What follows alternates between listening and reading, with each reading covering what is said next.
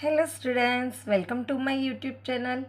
अभी हम करने जा रहे हैं क्वेश्चन नंबर 4 ऑफ एक्सरसाइज 5.1। उसका पार्ट 12, 13 एंड 14 आगे के पार्ट्स में हमने आगे के वीडियो में करे हुए हैं। अब हम क्वेश्चन नंबर 12 देखें। ये क्वेश्चन नंबर 4 के अंदर हमें ऐसे बोला गया है कि ये जो सीक्वेंस दी हुई है वो एपी है कि नहीं।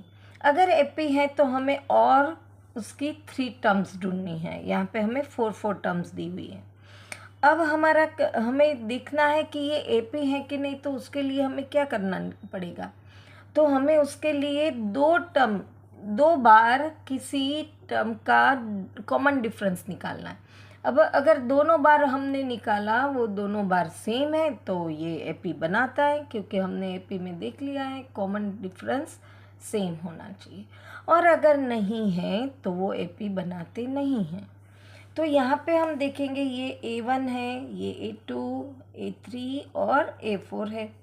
अगर हमें कॉमन डिफरेंस डी ढूंढना है तो उसकी फॉर्मूला पता है हमें, A2 माइनस A1। अब A2 है √8, उसमें से √2 तो कैसे निकलेगा।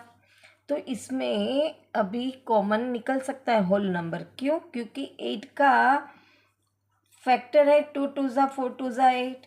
अगर हम √8 का रूट निकालने जाएंगे तो ये दोनों 2 टर्म्स होती है।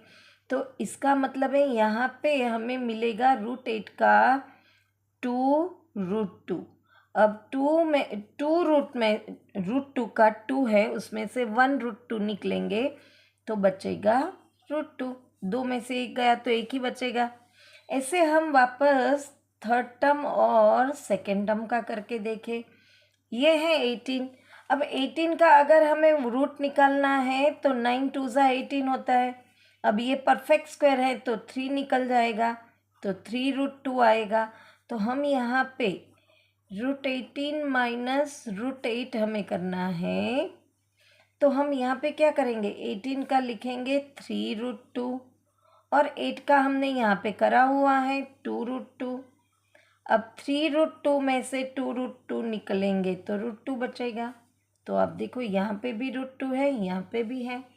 इसका मतलब है कॉमन डिफरेंस सेम है। तो यहाँ पे लिखेंगे हम A3 minus A2 equal to A2 minus A1। Therefore, yes, it is forming an AP। अब AP वो बना रहे हैं तो हमें और 3 टर्म करनी है।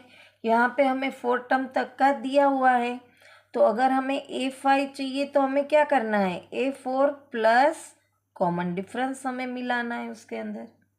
अब यहाँ पे A4 है 32, तो उसका भी हम रूट निकालेंगे।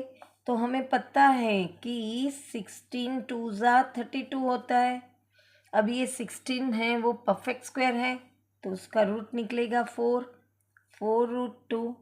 आपको 8th स्टैंडर्ड में भी चैप्टर आ गया है स्क्वायर रूट, तो उसमें आप ये अच्छे से समझ चुके हैं। तो अब मैं क्या करूँगी, 4 √2 के अंदर √2 प्लस करूँगी। तो मुझे A5 मिली 4 + 1 5 √2। अब मुझे ऐसे नंबर में उसको करना है तो रूट के बाहर निकलता है, जो नंबर बाहर निकलता है वो रूट होता है, अंदर जाएगा तो ये स्क्वायर बन जाएगा। तो 5 को मुझे अंदर डालना है तो 5 5 ज़ा 25, तो 25 × 2, तो उसका आंसर आएगा √50। अब ऐसे ही A6 ढूंढेंगे, A5 प्लस D। अब मुझे जब ऐड करना है तो मुझे सिमिलर टर्म का ही मैं एडिशन सब्ट्रैक्शन कर सकती हूँ, इसलिए मैं यहाँ पे ये 50 के बदले 5 √2 लूँगी, प्लस √2 डालेंगे तो बनेगा 6 √2। अब मुझे उसको ऐसे सिंपल फॉर्म में करना है तो ये रूट निकला था, अंदर जाएगा तो वो स्क्वायर बन जाएगा। तो 6 6 ज़ा 36 × 2, तो √72 बनेगा। अब एक और टर्म ढूंढनी है हमें, हम जब एडिशन करते हैं तब सिमिलर टर्म का ही एडिशन सब्ट्रैक्शन होता है, इसलिए हमें ये वाली टर्म लेनी पड़ेगी। इसका मतलब हुआ 7√2। अब 7 जो है ये अंदर जाएगा तो स्क्वायर बन जाएगा, तो 49 मल्टीप्लाई बाय 2, ये आंसर आया। तो हमें बाकी की 3 टर्म्स क्या मिली, √15, √72 और √98, है ना आसान। अब है क्वेश्चन नंबर 13। तो इसमें भी हमें ये एपी है कि नहीं देखना है, तो डी ढूंढेंगे। इसके लिए करेंगे हम A2 माइनस A1। अब देखो यहाँ पे जैसे हमने रूट निकाला था, ऐसे 6 है तो 6 का तो प्राइम फैक्टर 3 2 ज़ा 6 बनता है। तो इसमें तो कुछ भी डबल है ही नहीं कि हम उसका रूट निकालें। तो √6 में से √3 हम सब्ट्रैक्ट ही नहीं कर सकते। क्यों? क्योंकि हमेशा सिमिलर टर्म का ही इसमें एडिशन सब्ट्रैक्शन होता है, तो इसका तो निकलेगा ही नहीं, यही कि यही टर्म रहेगी। तो अब हम दूसरी टर्म अगर ढूंढने जाए, दूसरा कॉमन डिफरेंस, तो ये √9 है। अब √9 है तो उसका रूट निकलता है, ये परफेक्ट स्क्वायर नंबर है, तो 3 माइनस √6। तो अब होल नंबर और रूट वाली टर्म का तो सब्ट्रैक्शन होता नहीं है, तो इसमें भी यही आएगा। तो आप देखो दोनों में अलग अलग डिफरेंस आ रहा है, इसका मतलब है ये एपी बनाता नहीं है। तो यहाँ पे हम ऐसे लिखेंगे A3 minus A2 is not equal to A2 minus A1, therefore it is not forming an AP। अब हम फोर्थ में आए, अगर एपी ही नहीं बनाते तो हमें टर्म तो ढूंढनी ही नहीं है। अब फोर्थ क्वेश्चन पे आते हैं, तो उसका भी हमें एपी है कि नहीं देखने के लिए कॉमन डिफरेंस ढूंढना पड़ेगा। अब यहाँ पे A2 है, ये A1, A2, A3, A4। अब सब्ट्रैक्शन करने के लिए हमें इसका होल नंबर लेना पड़ेगा। तो 3 का स्क्वायर होता है 3 3 ज़ा 9, और 1 का स्क्वायर 1 ही होता है, तो 8 आया। अब दूसरा हम लेंगे A3 माइनस A2, 5 का स्क्वायर है तो 25, 5 5 ज़ा 25, माइनस 3 3 ज़ा 9, तो डिफरेंस आया 16। एक में 8 आया, एक में 16 आया, तो यानी कि कॉमन डिफरेंस सेम नहीं है। तो ये कॉमन डिफरेंस सेम नहीं है, तो ये पी नहीं बनाता है।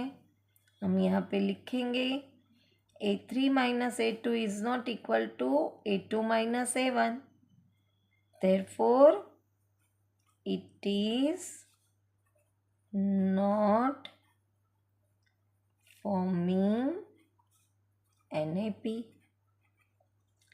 अब हम यहाँ पे क्वेश्चन नंबर 15 भी ले लेते हैं, यहाँ पे आ जाएगा।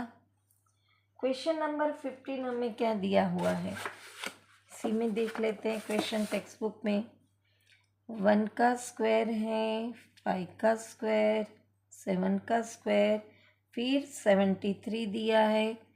ये A1 है, ये A2 है, ये A3 है और ये A4 है। इसके लिए भी हम वापस कॉमन डिफरेंस ढूंढेंगे।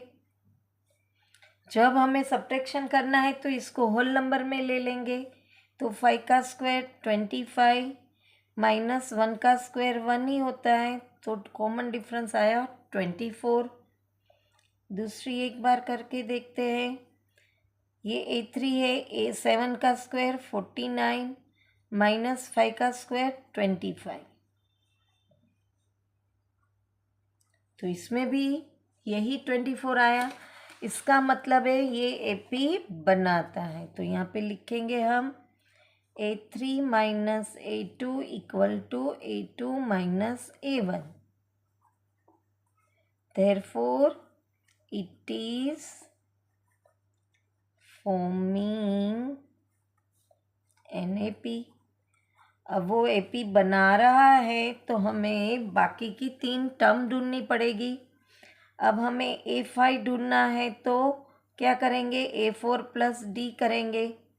अब यहाँ पे A4 क्या है 73 और D क्या है हमारे पास 24, तो 97 आया।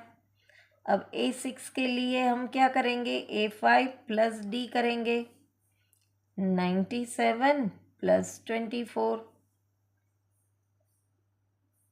7 प्लस 4 11 का 1 डाउन 1 कैरिंग, 9 प्लस 2 11 प्लस 1 12, ये A6th टर्म आई। अब A7th टर्म के लिए A6 प्लस D करेंगे,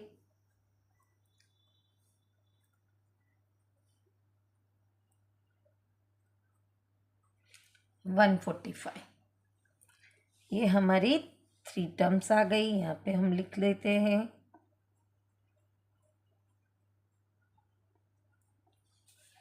यहाँ पे क्वेश्चन नंबर 4 का पार्ट 12, 13, 14 और 15 फिनिश हुआ। वापस मिलेंगे नेक्स्ट एक्सरसाइज 5.2 के साथ। Till then bye bye student.